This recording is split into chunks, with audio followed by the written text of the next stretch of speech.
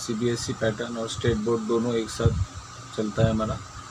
और दूसरा ऐसा है कि पिछले कई सालों से लगातार हमारा जो परफॉर्मेंस है वो कंसिस्टेंट है, जिसको हम लोग बोलते हैं कि निरंतर एक जैसा परफॉर्मेंस मेरिट का 10th का। और इस दूसरा साल हुआ कि हम लोगों ने साइंस की भी स्ट्रीम चालू की है 11th-12th में, जिसका हम लोगों को अच्छा प्रतिशत भी मिला है और उसका रिजल्ट भी 95% प्लस आया है साइंस का, जूनियर कॉलेज का 12th का। और हम लोगों का जो इसका आगे का प्लानिंग ऐसा है कि वाटोड़ा में हम लोगों ने प्लॉट लिया हुआ है, जिसमें हमारा आगे आने वाले सालों में सीबीएसई कंप्लीट एक्सक्लूसिव शुरू करने की सोच रहे हैं, वो भी हमारी प्लानिंग में है। देखिए, हम लोग तो आरटीई जो अभी गवर्नमेंट ने स्कीम चालू की थी, राइट टू एजुकेशन, उसके तहत भी पूरे जितनी पॉसिबल होती है मैक्सिमम एडमिशन्स वो भी करते हैं।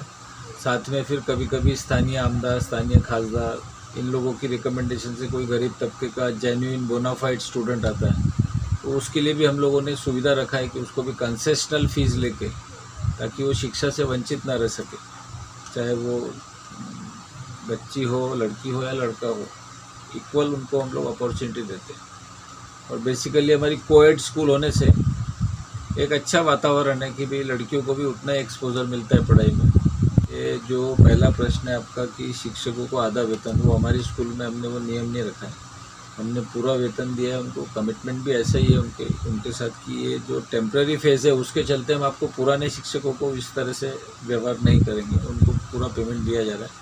और जहाँ तक छात्रों से फ़ीस का सवाल है, तो हमने पिछले सेशन की फ़ीस के लिए ही उनको रिक्वेस्ट किया है।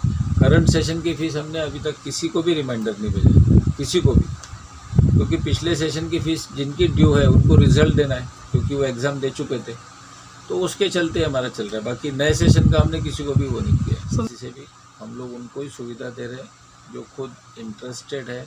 हमारे यहाँ से कोई प्रेशराइज नहीं किया जा रहा किसी स्टूडेंट को, सिवाय इनके कि उनको बताया जा रहा है कि आपका सेशन वेस्ट ना हो तो कम से कम कुछ ना कुछ ऑनलाइन से एजुकेशन आप ग्रैंड करो, शिक्षा ग्रहण करो, खाली रहने के बजाय। उसके सिवा ना हम कोई फ़ीस ले रहे उनसे, ना हम उनको कोई दबाव डाल रहे। हमारा ऑनलाइन का रेशो है 75%। 25% स्टूडेंट्स नहीं ले रहे बेनिफिट उसका, लेकिन 75% रेशो जो है वो स्टूडेंट्स बेनिफिट ले रहे। पता है आपको कि कुछ पेरेंट्स ने अपना जो टाइम एडजस्ट किया है बच्चों के हिसाब से, कि भाई उतनी देर वो अपना मोबाइल अपने बच्चों के साथ शेयर करते हैं, ताकि उनका ऑनलाइन का सेशन हम लोगों ने उनकी सुविधा के हिसाब से सुबह का रखा हुआ, क्योंकि चाहे वर्किंग स्टाफ हो या बिजनेसमैन हो, वो 9:30-10 के बाद ही निकलता है घर से। तो हमारा मॉर्निंग सेशन जो है 8:30 से 10 तक रखा हुआ है हमने हमारे पीरियड्स, उसके बाद हमारा मॉर्निंग सेशन नहीं है। जब ऑफ तो अब जैसे जैसे हम लोगों ने, जैसे हमारी ऑनलाइन की करिकुलम में बाकायदा बीच बीच में बच्चों को हमने सर्कुलर दिया हुआ है कि भाई जो आप ऑनलाइन एजुकेशन ले रहे हो इसके हम लोग टेस्ट भी लेंगे। तो टेस्ट लेंगे तो नेचुरली उनको मार्किंग भी रहेंगी, वैल्यूएशन भी रहेगा, और जिन्होंने ऑप्शन नहीं लिया वो फिर सरकार के दिशा निर्देश के हिसाब से करेंगे उनके साथ, जैसी गवर्नमेंट की गाइडलाइंस आएंगी इस बार। क्योंकि हम लोगों को सरकार के दिशा निर्देश के हिसाब से ही शिक्षा प्रणाली को अपनाना है, क्योंकि स्कूल ही एक ऐसा स्थान है जहाँ से बच्चा अपनी मूलभूत शिक्षा लेके जाता है, ताकि उसको आगे कैरियर के लिए हेल्प मिले। तो शिक्षा प्रणाली तो वही लेनी पड़ेगी जो सरकार निकालेगी। बालकृष्ण अरोरा, सचिव पंजाब सेवा समिति द्वारा संचालित विद्या निकेतन कॉन्वेंट, समस्त पालकगण एवं छात्रों को एक संदेश देना चाहता हूँ। चूँकि आप सभी इस महामारी की परिस्थिति से अवगत है, तो आप लोगों को मैं सिर्फ एक संदेश ऐसा दूंगा कि भाई आप लोगों ने अपने घर में बहुत ज़रूरी हो तो ही निकलना चाहिए बाहर। बच्चों ने खासकर पेरेंट्स के मार्गदर्शन में अपना नियम बनाना चाहिए। स्कूल से जो शिक्षा ऑनलाइन की हम लोगों ने चालू की है उसका पूरा फ़ायदा उठाना चाहिए।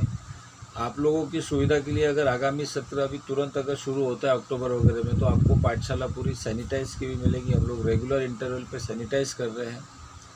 और सबसे बड़ी बात यह है कि हमारी समाज सेवा के चलते हमारी जो संस्था है वो एक समाज सेवा के उद्देश्य से बनी हुई है, तो कोई भी छात्र वंचित ना रह जाए शिक्षा के लिए। इसलिए हम लोगों ने वो स्कीम भी रखी कि कोई जो अफोर्ड नहीं कर सकता एजुकेशन, वो आके हमारी शाला से फ़ायदा ले सकता है शिक्षा का।